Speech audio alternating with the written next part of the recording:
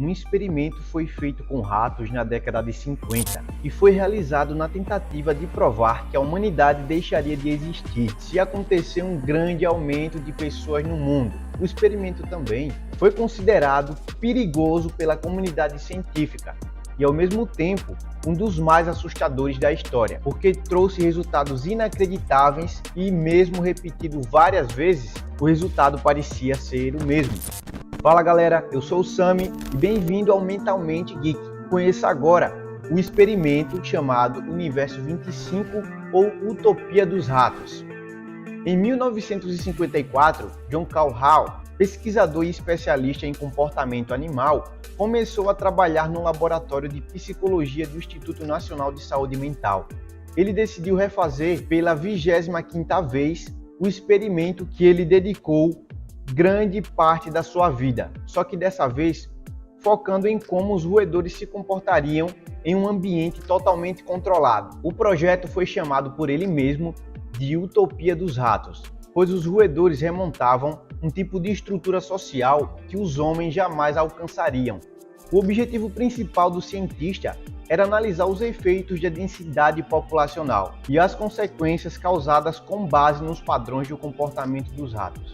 Para esse experimento, foi construído uma espécie de mini-cidade equipada com todos os elementos essenciais para que os animais tivessem uma vida perfeita e sem muito esforço, diferente de como é a vida na natureza. Tudo feito em um espaço que abrigaria uma população máxima de 2.200 ratos.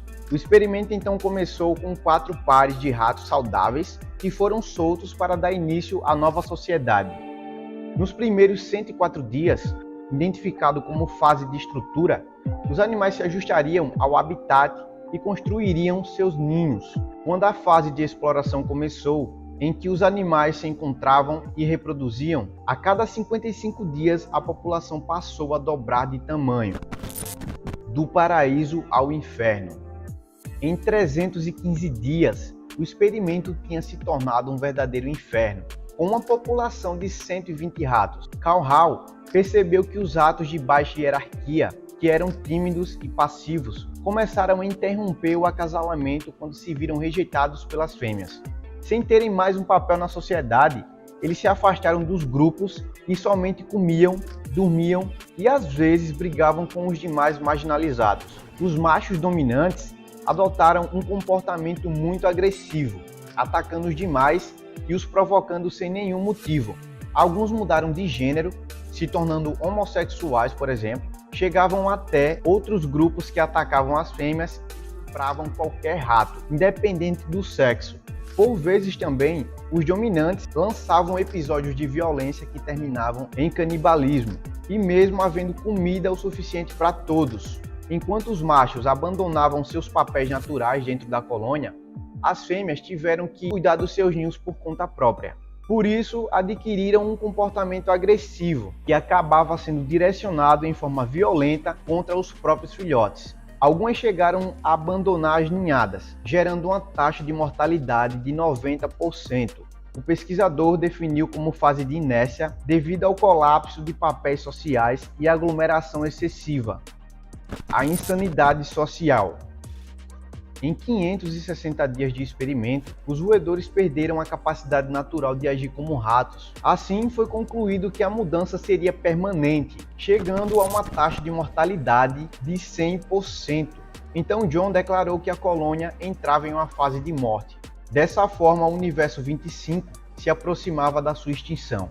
A geração jovem de ratos cresceu em meio a um ambiente irregular, sem exemplos de como deveriam se comportar, sem molde de paternidade e maternidade, instruções de acasalamento e marcação de território. Ou seja, perderam totalmente o instinto natural de sobrevivência da sua espécie.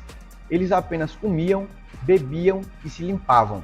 Nomeados belos pelo cientista, esses eram vistos como uma geração sem propósito de vida e reclusão, sendo os responsáveis por ocasionar a primeira morte da colônia, ou seja, o fim do desejo de um futuro. A segunda morte, como observou Carl, aconteceu com a extinção total da Utopia dos Ratos. O experimento foi publicado na edição de 1962 pela revista Scientific American.